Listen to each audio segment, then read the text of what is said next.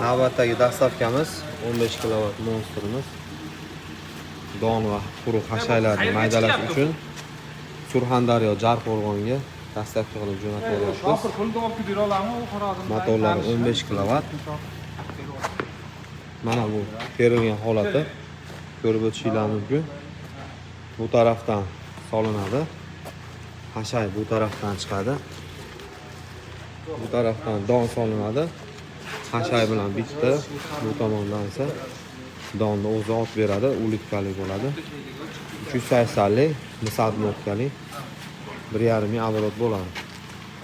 Hammasi bo'lib mana 3 xil setkasi bo'ladi yerda. Un yorma holatlarda.